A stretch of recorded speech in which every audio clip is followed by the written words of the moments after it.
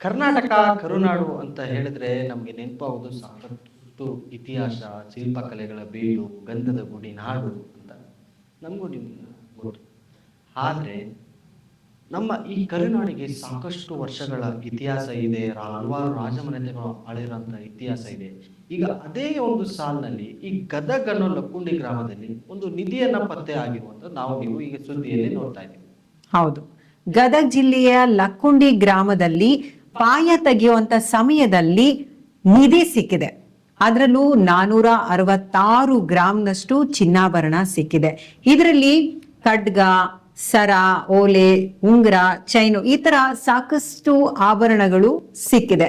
434 ಗ್ರಾಂನಷ್ಟು ತಾಮ್ರದ ಮಡಿಕೆ ಮತ್ತು ಅದರ ಮುಚ್ಚಳ ಕೂಡ ಸಿಕ್ಕಿದೆ. ಮೇಡಮ್, ಈಗ ಒಂದು ಈ ಈ ಗದಗ ಗ್ರಾಮದಲ್ಲಿ ಲಕ್ಕುಂಡಿ ಅನ್ನೋ ಒಂದು ಗ್ರಾಮ.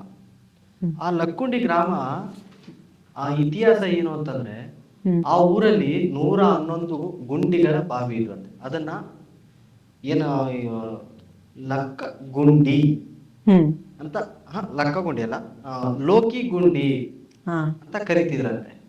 ಆ ಊರು ಅಂದ್ರೆ ಇತಿಹಾಸ ಸುಮಾರು ವರ್ಷಗಳ ಹಿಂದೆ ಅದು ಆ ಊರು ಲೋಕಿ ಗುಂಡಿ. ಅಲ್ಲಿ 101 ಬಾವಿಗಳಿದ್ದು ಅಂದ್ರೆ ಪೂರ್ವಜರು ಅವರ ರಾಜಮನೆತಗಳು ಇದ್ದಂತ ಲೋಕಿ ಗುಂಡಿ ಅಂತ ಕರಿತೀವಿ. ಆ ಲೋಕಿ ಗುಂಡಿ ಈಗ ಲಕ್ಕುಂಡಿ ಆಗಿ, ಅಂದ್ರೆ ಈಗ ಜನರೇಷನ್ ಚೇಂಜ್ ಆಗ್ತದೆ. ಈಗ ಮೊದ್ಲೇ ಇತ್ತು ಬೆಂಗಳೂರು ಹೆಸರು ಬೆಂದಕಾಳೂರು ಅಂತ ಬ್ಯಾಂಗ್ಳೂರು ಆಗುತ್ತೆ. ಅದೇ ರೀತಿ ಈಗ ಲಕ್ಕುಂಡಿ ಅಂತ ಆಗಿದೆ. ಈಗ ಆ ಲಕ್ಕುಂಡಿ ಗ್ರಾಮದಲ್ಲಿ ಒಂದು ಮನೆ ಪಾಯ ಅಗಿಬೇಕಾದ್ರೆ ಒಂದಷ್ಟು ಚಿನ್ನಗಳು ಸಿಕ್ಕಿದೆ. ಅಂದ್ರೆ ಅದು ಯಾವ ತರ ಇತ್ತಂದ್ರೆ ಒಂದು ಕುಡಿಕೆ ರೀತಿ, ಅಂದ್ರೆ ಮಡಿಕೆಯಲ್ಲಿ ಮುಚ್ಚಿಟ್ಟು ಅದು ಪುರಾತನವಾದಂತ ಒಂದು ಇದು ಹಳೆ ಕಾಲದಂತ. ಮತ್ತೆ ತಾಮ್ರ ಇದ್ರಂತ ಒಂದು ತಾಮ್ರದ ಮಡಿಕೆ, ಅದ್ರ ಮುಚ್ಚಳ ಅದರಲ್ಲಿ ಮುಚ್ಚಿ ಭೂಮಿಯೊಳಗೆ ಮುಚ್ಚಿದ್ರು. ಅಂದ್ರೆ ಸುಮಾರು ವರ್ಷಗಳ ಹಿಂದೆ ನಮ್ಮ ಪೂರ್ವಜರು ಯಾವ ತರ ಇದ್ ಮಾಡ್ತಿದ್ರು ಅಂದ್ರೆ, ಅವಾಗ ಈ ತರ ಟೆಕ್ನಾಲಜಿ ಇರ್ಲಿಲ್ಲ, ಬ್ಯಾಂಕ್ ಲಾಕರ್ ಇರ್ಲಿಲ್ಲ, ಮತ್ತೆ ಈ ಟಜರಿ ಅಂತಾರೆ, ಈ ನಾವು ಇಲ್ಲಿ ಬೀರು ಅಂತ ಕರಿತೀವಿ, ಆ ಟಜರಿಗಳಿಲ್ಲ. ಅವಾಗ ಏನ್ ಮಾಡ್ತಿದ್ರು, ಈ ಕಳ್ಳರು ಕಾಕರುಗಳು ಅವಾಗ ತುಂಬಾ ದರೋಡೆಕೋರಗಳು ಜಾಸ್ತಿ. ಈ ಟೈಮಲ್ಲಿ ಅವರು ಅದನ್ನ ಅವ್ರಿಗೆ ಮುಚ್ಚಳಕ್ಕೆ ಭೂಮಿಲಿ ಅದನ್ನ ಇಟ್ಬಿಟ್ಟು ಮುಚ್ಚಿಡ್ತಾ ಇದ್ರಂತೆ. ಅಂದ್ರೆ ಅವಾಗಿನ ಪದ್ಧತಿ, ಭೂಮಿ ಒಳಗಡೆ ಮುಚ್ಚಿ ಇಡೋದು, ಅವರು ಅದ್ರ ಮೇಲೆ ನಾವು ಗುರುತಿಡೋದು, ಈ ತರ ಸಾಕಷ್ಟು. ಈಗ ಅದೊಂದೇ ಅಲ್ಲ, ಈಗ ನಮ್ಮ ಬೆಳಗಾವಿ ಇರ್ಬೋದು, ಕಿತ್ತೂರು ಇರ್ಬೋದು, ಮೈಸೂರು ಇರ್ಬೋದು, ಮತ್ತೆ ನಮ್ಮ ಹಂಪಿ. ಅಂದ್ರೆ ಇವೆಲ್ಲ ಪುರಾತನ ಇತಿಹಾಸ ಇರುವಂತ ಏನು ಐತಿಹಾಸಿಕ ಸ್ಥಳಗಳು. ಅಂದ್ರೆ ಈ ರಾಜಮನೆತನಗಳು ಅವಾಗ ನಮ್ಗೆ ಮೇಡಮ್, ಈಗ ನಿಮ್ಗೆ ಗೊತ್ತಿರುತ್ತೆ, ಕೃಷ್ಣದೇವರಾಯ ಕಾಲದಲ್ಲಿ ಮುತ್ತು, ರತ್ನ, ಅವಳ, ವಜ್ರ, ವೈಢೂರ್ಯಗಳನ್ನ ಸೇರಲ್ಲಿ ಹಿಡಿದು ಸಂತೆ ಬೀದಿಗೆ ಮಾಡ್ತಾ ಇದ್ರು. ಹೌದು, ಆತರ ನಮ್ಮ ಶ್ರೀಮಂತಿಕೆಯ ಕರ್ನಾಟಕದ ನಾಡು. ಅಂದ್ರೆ ನಮ್ಮ ಕರ್ನಾಟಕದ ಶ್ರೀಮಂತಿಗೆ ಅಷ್ಟಿತ್ತು ಅವಾಗ. ಹೌದು. ಈಗ ಅದೇನಾಗಿದೆ, ಈಗ ಅವರು ಭೂಮಿ ಪಾಯ ಆಗಿಬೇಕಾದ್ರೆ ಸಿಕ್ಕಿದೆ. ಆದ್ರೆ ಒಂದು ಮೆಚ್ಚಬೇಕು ಮೇಡಮ್, ಈಗ ಯಾರಿಗಾರು ಒಂದು ರೋಡಲ್ಲಿ 10 ರೂಪಾಯಿ ಸಿಕ್ಬಿಡ ಸಾಕು, ಎತ್ಕೊಬಿಡೋಣ, ನಂದು. ಹೌದು. ಆದ್ರೆ ಭೂಮಿಲಿ ಪಾಯಣ ಆಗಿಬೇಕಾದ್ರೆ ಅವ್ರಿಗೆ ನಿಧಿ ಸಿಕ್ಕಂತಹ ಜಾಗದಲ್ಲಿ ಕುಕ್ಕೆ ಸಿಕ್ಕಿದಾಗ ಎಂತವ್ರಿಗಾದ್ರೂ ಆಸೆ ಅನ್ನೋದು ಬಂದೇ ಬರತ್ತೆ. ಹೌದು, ನನಗ್ ಬೇಕು, ಯಾರಿಗೂ ಹೇಳ್ಬೇಡಪ್ಪ, ನನಗೂ ನಿಮ್ಗೂ 50-50, ಇದೆಲ್ಲ ಗೊತ್ತಾಗ್ಬಿಟ್ರೆ ದೊಡ್ಡ ಇಶ್ಯೂ ಆಗ್ಬಿಡುತ್ತೆ ಅಂತ. ಆದ್ರೆ ಆ ಮನೆಯವರು ಇದು ಸಿಕ್ಕಿದ ತಕ್ಷಣ ಮೊದಲು ಸರ್ಕಾರಕ್ಕೆ ಇನ್ಫಾರ್ಮ್ ಮಾಡ್ತಾರೆ. ಹೌದು, ಪೊಲೀಸರು ಬರ್ತಾರೆ, ಪುರಾತನ ಇಲಾಖೆಯವರು ಬರ್ತಾರೆ, ಅಧಿಕಾರಿಗಳು ಬರ್ತಾರೆ. ಅದೇ ಧಾರವಾಡ ಪುರಾತನ ಸರ್ವೇಕ್ಷಣಾ ಇಲಾಖೆಯವರು ಬಂದು ಅದನ್ನ ಚೆಕ್ ಮಾಡಿ ಪರಿಶೀಲನೆ ಮಾಡ್ತಾರೆ. ಮಾಡಿದಾಗ ಅದು ತುಂಬಾ ವರ್ಷಗಳದ್ದು ಹಿಂದಿದ್ದು ಅಂತ ಈಗ ಪ್ರಾಥಮಿಕ ತನಿಖಾ ಇದರಲ್ಲಿ ಗೊತ್ತಾಗ್ತಾ ಇದೆ. ಆದ್ರೆ ಅವರು ಈಗ ಏನಾಗಿದೆ ಅಂದ್ರೆ, ಅವ್ರ ಮನೆಯವರು ಯೂಟರ್ನ್ ನೋಡಿದ್ದಾರೆ. ಹೌದು, ಅನಿರೀಕ್ಷಿತವಾಗಿ ಸಿಕ್ಕಂತ ನಿಧಿ ಅವ್ರಿಗೆ ನೋವನ್ನ ತಂದಿದೆ. ಅಂದ್ರೆ ಈಗ ಒಂದು ಜಾಗದಲ್ಲಿ ಸಿಕ್ಕಾಗ ಗೌರ್ಮೆಂಟ್ ಆ ಜಾಗ ಕೂಡ ವಶಪಡಿಸ್ಕೊಳ್ಳುತ್ತೆ. ಒಂದು ಇನ್ನೊಂದು, ಈಗ ಸಿಕ್ಕಂತ ನಿಧಿನ ಅವರೇ ಅಧಿಕಾರಿಗಳಿಗೆ ಕೊಟ್ಟಿದ್ದಾರೆ. ಸೊ ಈ ಕಡೆ ಈಗ ಮನೆ ಹೇಗಿದೆ ಅಂದ್ರೆ, ಆ ಮನೆ ಜನದ ಪರಿಸ್ಥಿತಿ ಹೇಗಿದೆ ಅಂದ್ರೆ, ಒಂದ್ ಕಡೆ ನಿಧಿನೂ ಇಲ್ಲ, ಒಂದ್ ಕಡೆ ಅವರ ಜಾಗ ಕೂಡ ಇಲ್ಲ. ಸೊ ಹಾಗಾಗಿ ಈಗ ತಲೆ ಮೇಲೆ ಕೈ ಹೊತ್ಕೊಂಡು ಕೂರುವಂತ ಪರಿಸ್ಥಿತಿ ಬಂದಿದೆ. ಈಗ ಅವರು ಆ ನಿಧಿ ಸಿಕ್ಕಂತ ಒಬ್ಬರ ಲೇಡಿ ಹೆಸರು ಕಸ್ತೂರಮ್ಮ ಅಂತ. ಹ್ಮ್ ಕಸ್ತೂರಮ್ಮ ಅವ್ರ ಮಗ ಎಲ್ಲ ಕೊಟ್ರು, ಸರ್ಕಾರ ಕೊಟ್ರು, ಅವ್ರು ಇದ್ ಮಾಡ್ತಿದ್ದಾರೆ. ಕೆಲವೊಂದು ಅಕ್ಕಪಕ್ಕ ಮಾತುಗಳು ಬರ್ತದೆ. ಹೌದು. ನೀನ್ ಯಾಕೋ ಕೊಟ್ಟೆ, ಹ್ಮ್ ನೀನ್ ಇಟ್ಕೊಂಡಿದ್ರೆ ನಿಮ್ಗೆ ಆಗ್ತಿರ್ಲಿಲ್ವಾ, ಈಗ ನೋಡು ನಿಮ್ಗೆ ಏನು ಸಿಗಲ್ಲ, ಜಾಗನೂ ಇಲ್ಲ, ಏನೂ ಇಲ್ಲ. ಹೌದು. ಹಾ, ಅಂದ್ರೆ ಅಲ್ಲಿಯವ್ರಿಗಿಂತ ಅಕ್ಕಪಕ್ಕದ ಜನಕ್ಕೆ ಕುತೂಹಲ ಜಾಸ್ತಿ ಆಗೋಗ್ಬಿಟ್ಟಿದೆ. ಹೌದು. ಯಾಕೆ ಕೊಟ್ಟೆ, ಈ ತರ ಮಾತುಗಳು ಕೇಳಾದ್ಮೇಲೆ ಈಗ ಆ ಮನೆಯವರು ಉಲ್ಟಾ ಹೊಡೆದ್ರು. ಏನಂತ ಅಂದ್ರೆ, ಈಗ ಅದು ನಮ್ಮ ಪೂರ್ವಜರ ಆಸ್ತಿ, ನಮ್ಮ ಆಸ್ತಿಯಿಂದ ನಾವಲ್ಲಿ ಇದ್ದಿಂದ ನಮ್ಮ ಮುತ್ತಜ್ಜಿ ತಾತ ಇಟ್ಟಿದ್ದು, ನಮ್ಗೆ ಆಭರಣ ಕೊಡಿ, ಅದು ನಮಗ್ ಸೇರಿದ್ದು, ನಮಗೆ ಬೇಕು ಕೊಡಿ ಅಂತ ಹೇಳ್ತಾರೆ. ಈಗ ಅದು ಆ ಒಡವೆಗಳನ್ನ ಟೋಟಲ್ ಎಷ್ಟು 460 ಗ್ರಾಮ್, ಅಂದ್ರೆ ಅರ್ಧ ಕೆಜಿ ಸಮೀಪ. ಹೌದು. ಈಗಿನ ಚಿನ್ನ ರೇಟ್ ಎಷ್ಟು ಮೇಡಮ್?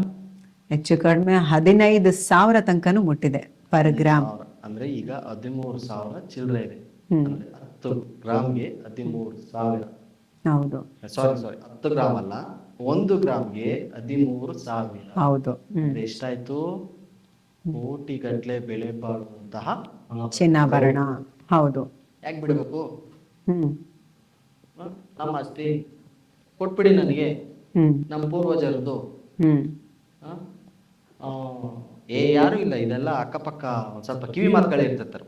ಹೌದು. ಅವ್ರು ಏನಂತ ಅಲ್ದೆ, ಅವ್ರು ಇನ್ನೂ ಒಂದು ಪಾಯಿಂಟ್ ಹೇಳಿದ್ದಾರೆ. ಏನು ಅಂದ್ರೆ, ನಮ್ಗೆ ಈ ಆಸ್ತಿ ಬೇಡ, ಚಿನ್ನ ಬೇಡ, ಏನು ಬೇಡ. ಅಂದ್ರೆ ಒಂದಲ್ಲ ಒಂದು, ಇವತ್ತೊಂದ್ ಮಾತು, ನಾಳೆ ಒಂದ್ ಮಾತು. ಇದು ದೇವಸ್ಥಾನಕ್ಕೆ ಸೇರಿದ್ದು, ಇಲ್ಲಿ ದೊಡ್ಡ ಸರ್ಪ ಇದೆ, ನಿಧಿ ಕಾಯುತ್ತೆ. ಅಂದ್ರೆ ಈಗ ಹಿರಿಯರು ಹೇಳ್ತಿರ್ತಾರೆ, ನಿಧಿ ಇರುತ್ತೋ ಅವ್ರಿಗೆ ದೊಡ್ಡ ಹಾವಿರುತ್ತೆ, ದೇವ್ರ ಸರ್ಪಗಳಿರುತ್ತೆ ಅಂತೆ. ಅದನ್ನ ಈಗ ನಮ್ ದೇವಸ್ಥಾನದ್ದು ಇದರಿಂದ ನಮ್ಗೆ ಬೇಡ, ನಮ್ಗೆ ಒಂಥರ ಆಗ್ತಿದೆ, ನಮ್ಗೆ ಕೊಟ್ಬಿಡಿ, ನಮ್ಗೆ ಬೇರೆ ಜಾಗ ಕೊಟ್ಬಿಡಿ, ನಾವು ಮನೆ ಕಟ್ಕೊಬಿಡ್ತೀವಿ ಅನ್ನೋ ಮಾತುಗಳು ನಿನ್ನೆ ಇತ್ತೀಚೆಗೆ ಅವ್ರು ಆಡಿದ್ದು. ಈಗ ಮತ್ತೊಂದು, ಈಗ ನಮ್ಗೆ ಕೊಡಿ, ನಮ್ಮ ಪೂರ್ವಜರು, ನಾವ್ ಯಾಕೆ ಬಿಡ್ಬೇಕು ಅಂದ್ರೆ ಇನ್ನೊಬ್ರು ಬಂದಿರ್ತಾರೆ, ನೀನ್ ಯಾಕೋ ಹುಚ್ಚ, ನೀನ್ ಯಾಕೆ ಹಂಗೆ ಹೇಳ್ತೀಯ. ಅಂದ್ರೆ ನಿಧಿ ಸಿಕ್ಕಿದ್ದು ಒಂದ್ ಕಡೆ ವೈರಲ್ ಆಗಿ ಸಿಕ್ಕಿತ್ತು ಅಂತ ಅಂದ್ಬಿಟ್ಟು ಒಂದ್ ಕಡೆ ಸುದ್ದಿಗಳು ಪ್ರಚಾರಗಳಾಗ್ತದೆ, ಇನ್ನೊಂದು ಕಡೆ ಇಲ್ಲ ಇವಾಗ ಅದು ನಮ್ದು ಅಂತ ಹೇಳಿ ಇವರು ಉಲ್ಟಾ ಹೊಡೆದಿರೋದು ಕೂಡ ಇನ್ನೊಂದು ಕಡೆ ಪ್ರಚಾರಗಳ ರೀತಿಲಿ ಹೋಗ್ತಾ ಇದಾವೆ. ಈಗ ಆ ಇದನ್ನ ಧಾರವಾಡ ಪುರಾತತ್ವ ಇಲಾಖೆಯವರು ಮತ್ತೆ SP ಇವರೆಲ್ಲ ಜೊತೆ ಸೇರಿ, ಜಿಲ್ಲಾಧಿಕಾರಿ ಸೇರಿ ಅದನ್ನ ಸೇಫ್ ಆಗಿ ಸರ್ಕಾರದ ಒಂದು ಇದ್ರಲ್ಲಿ ಇಟ್ಟಿದ್ದಾರೆ. ಅಂದ್ರೆ ಇನ್ನೂ ಅದು ಯಾವಾಗಿಂದು, ಎಷ್ಟು ವರ್ಷದ್ದು, ಏನು ರಾಜ ಮಹಾರಾಜ ಕಾಲದ ಇಲ್ಲ ಇವ್ರದ್ದು ಇತ್ತೀಚಿನ ಒಡವೆಗಳ ಇವರು ಪೂರ್ವಜರದ ಅನ್ನೋದು ಗೊತ್ತಾಗ್ತದೆ. ಆದ್ರೆ ಒಂದು ಮೇಡಮ್, ನಾನು ಕೂಡ ಇದು ನೋಡಿದ್ದೀನಿ, ಆ ಒಡವೆಗಳನ್ನ. ಅದು ನೋಡಿದ್ರೆ ಇತ್ತೀಚೆಗೆ ಯಾವ್ದು ಅನ್ಸಲ್ಲ, ಅದು ತುಂಬಾ ವರ್ಷಗಳ ಹಳೇ ಆಭರಣಗಳಂತ ನನ್ಗೆ ಅನ್ಸುತ್ತೆ. ಹೌದು, ನಾನು ಕೂಡ ನೋಡಿದ್ದೀನಿ. ಅಂದ್ರೆ ಅದು ಇತ್ತೀಚಿನ ಡಿಸೈನ್ ತರ ಏನು ಕಾಣಿಸೋದಿಲ್ಲ, ಯಾಕೆಂದ್ರೆ ನಮ್ಮಲ್ಲಿ ನಮ್ಮೂರು ಮಾಡಿಸುವಂತ ಡಿಸೈನ್ಗಳಿರ್ಬೋದು, ಇದಿರ್ಬೋದು, ನಾವು ಈಗ ನೋಡಿರೋ ಈಗಿನ ಜನರೇಷನ್ ಮತ್ತೆ ಅದು ಏನದು ಸ್ಟ್ರಾಂಗ್, ಅದು ಗಟ್ಟಿ ಮುಟ್ಟಾಗಿ ಅಂತ ಹೇಳ್ತಾರಲ್ಲ, ಅಷ್ಟು ಗಟ್ಟಿಯಾಗಿರುವಂತ ಒಡವೆಗಳು ಬಂದು ಪ್ಯೂರ್ ಈಗ. ಹೌದು, ನಾವೇನು 24 ಕ್ಯಾರೆಟ್ ಗೋಲ್ಡ್ ಅಂತೀವಲ್ಲ, ಹೌದು, ಆ ತರ ಪ್ಯೂರ್ ಆಗಿರುವಂತ ಚಿನ್ನಾಭರಣ. ಈ ಚಿನ್ನಾಭರಣಗಳನ್ನ ಅದು ಸರ್ಕಾರ ಒಂದಷ್ಟು ನಿಯಮಗಳನ್ನ ಪಾಲಿಸುತ್ತೆ.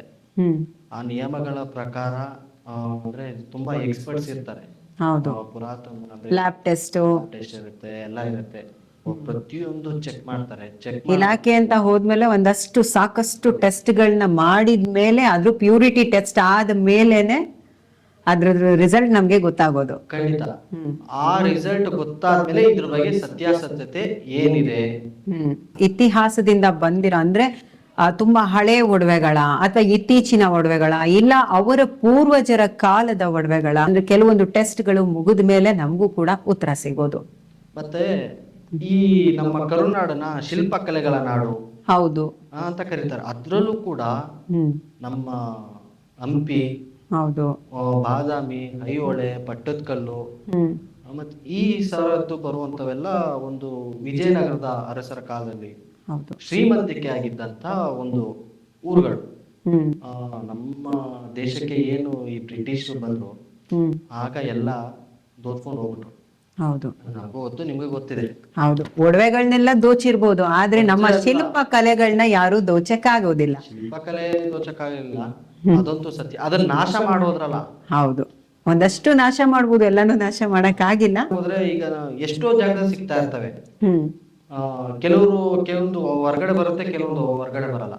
ಈಗ ಉದಾಹರಣೆಗೆ ಅಂದ್ರೆ ನಮ್ಮ ಕಿತ್ತೂರು ಮಹಾಸಂಸ್ಥಾನಕ್ಕೆ ಹೋದ್ರೆ ಹ್ಮ್ ಈ ನಮ್ ಇದ್ರ ಸೈಡ್ ಬೈಲೊಂಗ್ಲ ಅಂತ ಒಂದು ಊರಿದೆ ಹೌದು. ಬೆಳಗಾವಿ. ಹ್ಮ್ ಅಲ್ಲಿ ಅಮ್ಟೂರ್ ಬಾಳಪ್ಪ, ಹ್ಮ್ ಆಮೇಲೆ ಸಂಗೊಳ್ಳಿ ರಾಯಣ್ಣ. ಅಮ್ಟೂರ್ ಬಿಟ್ರೆ ನೆಕ್ಸ್ಟ್ ಸಂಗೊಳ್ಳಿ ಇದೆ, ಸಂಗೊಳ್ಳಿ ರಾಯಣ್ಣ. ಹ್ಮ್ ಆಮೇಲೆ ಈ ಕಡೆ ಸಂಪಗಾವಿ, ಹ್ಮ್ ಆಮೇಲೆ ಈ ಕಡೆ ಖಾನಾಪುರ, ಈ ಸೈಡ್ ಎಲ್ಲ ಬಂದಾಗ ಕಿತ್ತೂರನ್ನು ಆಳಿದಂತ ಒಂದು ದೊಡ್ಡ ಸಂಸ್ಥಾನ. ಅಲ್ಲೂ ಕೂಡ ಬ್ರಿಟಿಷರಿಗೆ ಎದುರು ನಿಂತ ಮಹಿಳೆ. ಈ ಅಮ್ಟೂರ್ ಸರೌಂಡಿಂಗ್ ಇದೆಯಲ್ಲ, ಈ ಅಮ್ಟೂರ್ ಸರೌಂಡಿಂಗ್ ಅದನ್ನ ಯುದ್ಧ ಭೂಮಿ. ಹ್ಮ್ ಅಮ್ಟೂರು, ಈ ಬೇವಿನ ಕೊಪ್ಪ ಅಂತಿದೆ ಪೂರ್ತಿ, ಅಂದ್ರೆ ಮಲ್ಲಪ್ರಭಾ ನದಿ ದಡದಲ್ಲಿ ಯುದ್ಧ ಭೂಮಿ ಅಂತಿದೆ. ಅಲ್ಲಿ ಈಗಲೂ ಸಹಿತ ತುಂಬಾ ಡೀಪ್ ಆಗಿ ಹೋದ್ರೆ, ಮೇಲ್ಮೇಲಿಲ್ಲ, ಈಗ ತುಂಬಾ ಡೀಪ್ ಆಗಿ ಹೋದ್ರೆ ಕೆಲವೊಂದು ಈ ತರ ಅಂದ್ರೆ ಈ ಸೈನಿಕರು ಸತ್ತು ಅವರ ಹಾರಗಳು, ಉಂಗುರಗಳು, ಇದು ಕೆಲವೊಂದು ಸಿಗ್ತಾ ಇರ್ತವೆ. ಅದು ಕೂಡ ಒಂದೊಂದು ನಾವು ಸುದ್ದಿ ನೋಡಿದೀವಿ. ಹೌದು, ಸಾಕಷ್ಟು ಬಾರಿ ಕೇಳಿರ್ತೀವಿ ಕೂಡ, ನೋಡಿರ್ತೀವಿ ಕೂಡ. ಹೌದು. ಹ್ಮ್ ಈಗ ಇದ್ರ ಬಗ್ಗೆ ಬರೋದಾದ್ರೆ, ಈಗ ಸರ್ಕಾರ ತನ್ನ ವಶಪಡಿಸ್ಕೊಂಡಿದೆ ಇದ್ರ ಬಗ್ಗೆ. ಇನ್ನ ಈಗ ಸರ್ಕಾರ ಮತ್ತೆ ಜಿಲ್ಲಾಡಳಿತ ಮತ್ತೆ ಅಧಿಕಾರಿಗಳು ಮತ್ತೆ SP ಪುರಾತತ್ವ ಇಲಾಖೆಯಲ್ಲಿ ಇದನ್ನ ಮುಂದಿನ ಯಾವ್ದಿತ ಪತ್ತೆ ಹಚ್ಚಬೇಕು, ಯಾವ್ದು ಇದೆ ಅಂತ ಪರಿಶೀಲಿಸ್ಬೇಕು, ಪೂರ್ವಜರದ ಏನು ಅನ್ನೋದು ಈಗ ಸದ್ಯದಲ್ಲಿ ನಿರ್ಧರಿಸಾಗುತ್ತೆ. ನೋಡೋಣ, ಕಾದ್ ನೋಡೋಣ. ಅಲ್ಲಿವರೆಗೂ ಕಾದ್ ನೋಡ್ತಾ ಇರಿ. ಇದು ಇವತ್ತಿನ ವಿಶೇಷ. ಹೌದು, ವಿಶೇಷ ಸುದ್ದಿಗಾಗಿ ನೋಡ್ತಾರೆ ಜಿ ಕನ್ನಡ ನ್ಯೂಸ್.